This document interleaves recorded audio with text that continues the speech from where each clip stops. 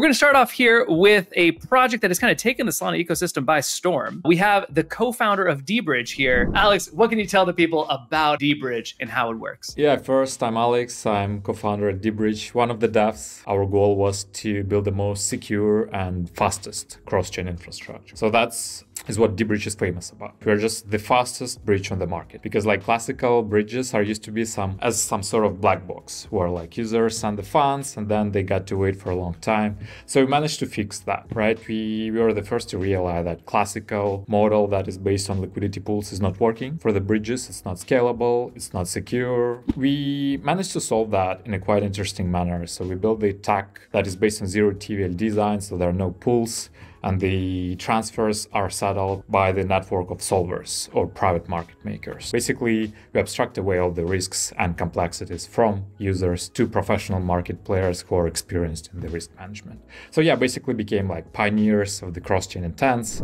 That's damn cool stuff. I think that you maybe, obviously you mentioned that you guys have become the top bridge on Solana. Can you give us a little bit more in terms of like how that works and maybe some more numbers around what you're doing? So what is unique about dBridge is that, again, like we don't use liquidity pools, right? So we pioneered intents, and that allows to create and process any trades without limitations. So users can move like seven-figure trades or like even millions of dollars of liquidity without slippage. And the overall fee is as low as 8 bips, where like 4 bips, 0.04% goes to dBridge and another 4 bips goes to the solver or market maker that fulfilled the trade. And we've seen like multi-million-dollar trades that are settled nearly instantly. And that's very exciting to see. So we basically facilitate the freedom and speed of liquidity transfers. So we are scalable in terms of volume and also scalable in terms of number of supported chains. So here you can see that we launched the quite novel model called IaaS, Interoperability as a Service, and no one has done that before. Basically, this model allows any chain to plug into dBridge in a simple way by initializing monthly subscription. And we've seen 9 chains who are already connected, and Neon was the first to connect. So far, we've processed $2.2 billion of volume, and $1 billion was done in the last 40 days. Like we got 364,000 unique users, and many of these users discovered dBridge through Jupiter. And yeah, looking forward to seeing how the voting will unfold next week. Let's go.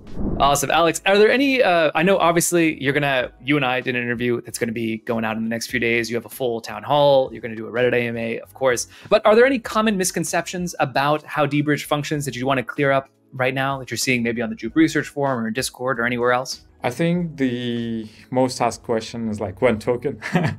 So people are really looking forward to that. The second question is about like fees. Like people saying like, why dBridge charge fees? You know, like there are many bridges that don't charge fees. You literally get sort of zero fee. But the problem is that you cannot build truly decentralized systems without economical models, right? And we've seen that with many other bridges like multi-chain or some other were good examples where like bridge that didn't charge fee eventually like kind of wreck people.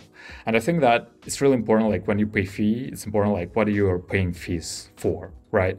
And in dBridge, like users pay fee for speed, for security, and overall reliability. Because we've been known as probably the only bridge that never had security incidents. So yeah, and in terms of fees, like even though dBridge charges like a small flat fee, you know, for the order creation, is still in the most scenarios, like 95% of the cases, dBridge still provides like the best exchange rates, just because there is no slippage. When what is unique about dBridge is that you always know what you receive, right? The exact amount, and you can control the execution flow. Like in the worst case scenario, if your trade is not fulfilled, you can cancel it at any moment and get your funds back. Pretty great. Folks, I see that there's some questions coming in the chat about the token and about other things, about how it compares to other bridges. Do go ask those same questions either on the AMA that's going to happen, in the town hall. You can ask them in Discord, a bunch of different places to get all of those questions answered. But for now, Alex, thanks so much for coming out. Thank you. Thank you, sir. Thank you so much. Thank you, guys. Thank you. Appreciate it. Thank you. Excellent. All right. Well, that was Alex from dBridge.